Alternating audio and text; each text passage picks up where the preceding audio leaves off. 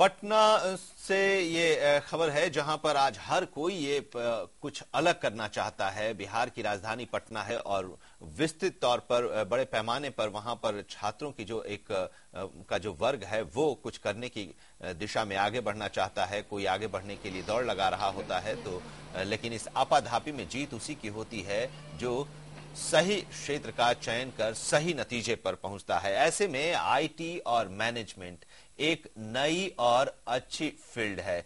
आज हर क्षेत्र में आईटी की आवश्यकता है और कोर्स करने के बाद आपके पास विकल्प भी खुल जाते हैं, लेकिन जरूरत होती है सही निर्णय की, यानी सही मार्गदर्शन की, सही गाइडेंस की। एक मंजिल के पहुंचने के लिए सही मार्गदर्शन बेहद जरूरी होता है।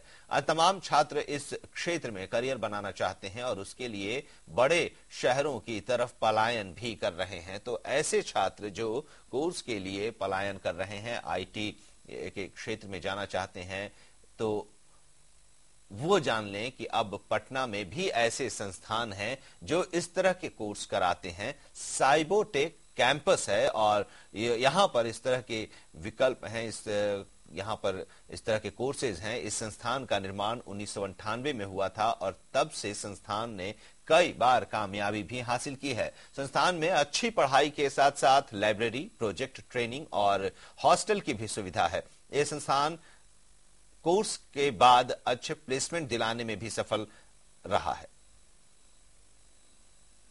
मुझे ऐसा लगता है कि साइबोटेक कैंपस इन सारे पैरामीटर्स पे अग्रसर है।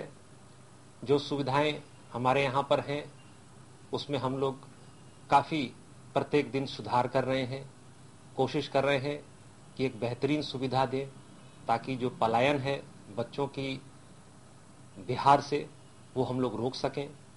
कहीं ना कहीं सुविधा एक बहुत बड़ा कारण बना है पलायन के पीछे।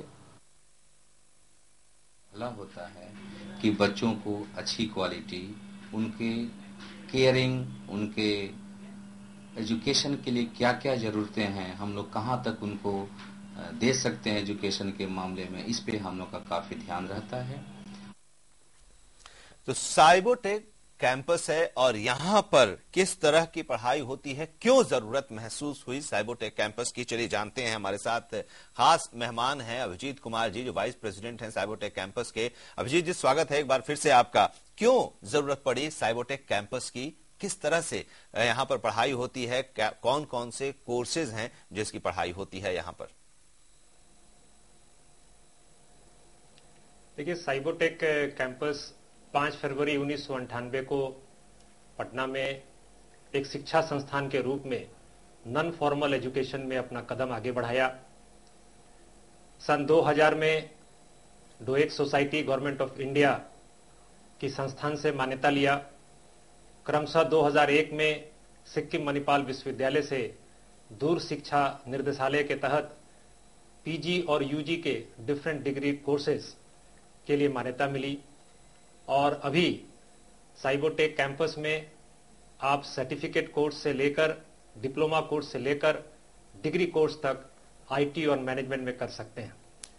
इस वर्ष मैं बताना चाहूंगा कि हम लोगों ने खासकर एक जनरल कोर्स भी इंट्रोड्यूस किया है जिसमें कि बच्चों को जो बैंकिंग की तैयारी कर रहे हैं या अदर कॉम्पिटिटिव एग्जाम्स की तैयारी कर रहे हैं उनको ध्यान रखकर बीए और एमए, ये जनरल कोर्सेज, बीकॉम और एमकॉम, ये हम लोगों ने इस बार पाठ्यक्रम जोड़ा है।